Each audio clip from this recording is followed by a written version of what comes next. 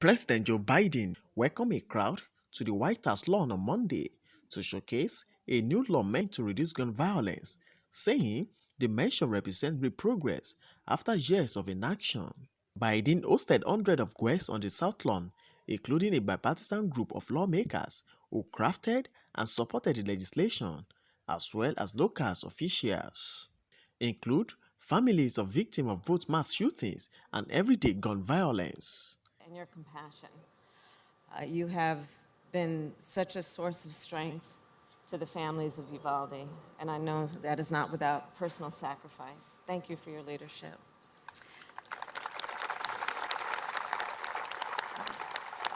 To our President, Joe Biden, members of Congress, members of our administration, friends and fellow Americans, today is indeed an historic day.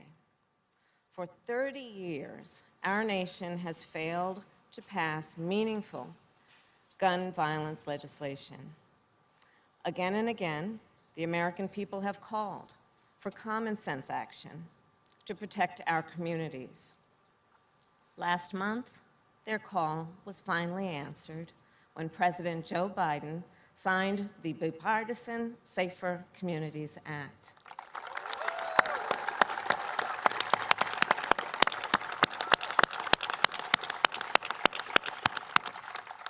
Because of our president's leadership, and because of so many of you, we have passed a law that will make communities around our nation safer.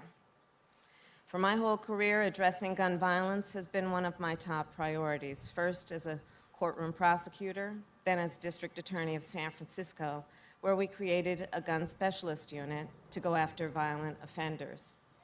Then, of course, as Attorney General, where our office worked closely with the California Bureau of Firearms to investigate and seize firearms from those who unlawfully possess them. As a United States Senator, together with my former colleagues in the Senate, we supported various pieces of legislation to address this crisis. So I knew, and I know now, as so many of you do, that we are overdue in getting this work done. And I know it will save lives. Together we gather with many of the leaders who made this law a reality. To the friends and family members of the victims of gun violence, in the face of so much pain, you have shown incredible strength, and it is a profound honor to stand with you today.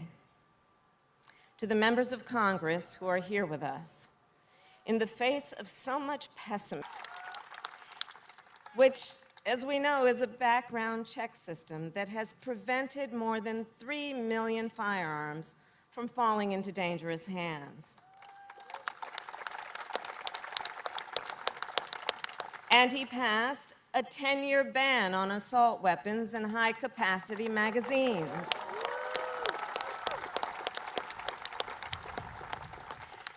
As Vice President, Joe Biden led the Obama-Biden administration's efforts to reduce gun violence. President Joe Biden knows the tremendous pain of gun violence. He has seen it up close. He has held hands with parents who lost children, and with children who lost parents.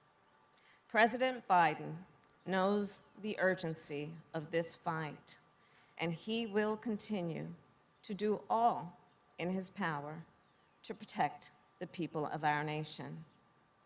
And now, it is my honor to welcome Garnell Whitfield, Jr., who I spent time with and his family mourning the loss of his beloved mother. Mr. Whitfield. In both places, countless others suffering with invisible wounds. In both places, red flag laws could have stopped both those shooters. You know,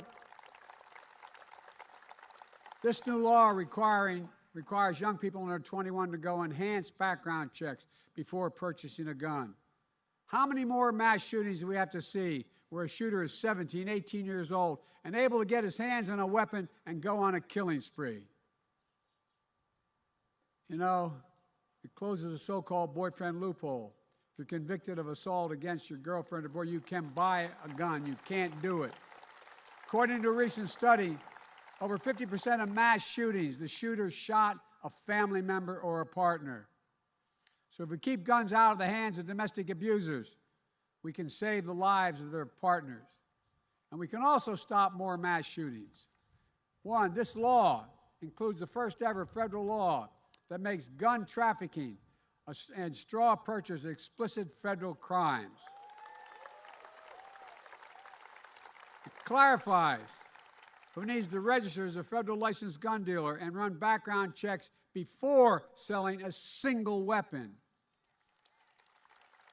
It invests in anti-violence programs and work directly with the communities most at risk for gun crimes. And with rights come responsibilities.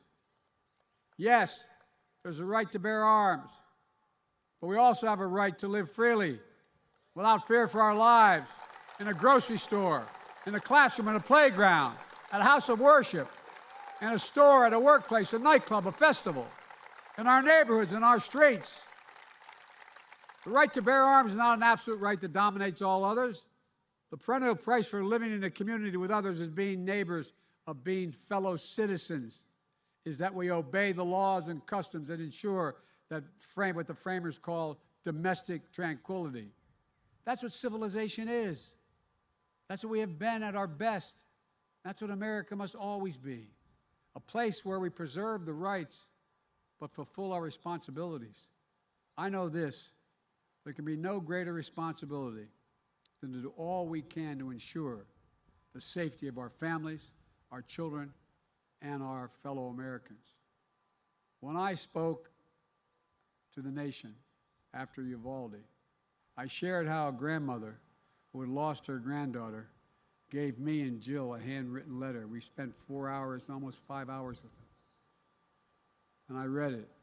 It reads, quote, "Erase the invisible line that is dividing our nation, to come up with a solution and fix what is broken, and to make the changes that are necessary to prevent this from happening again," end of quote.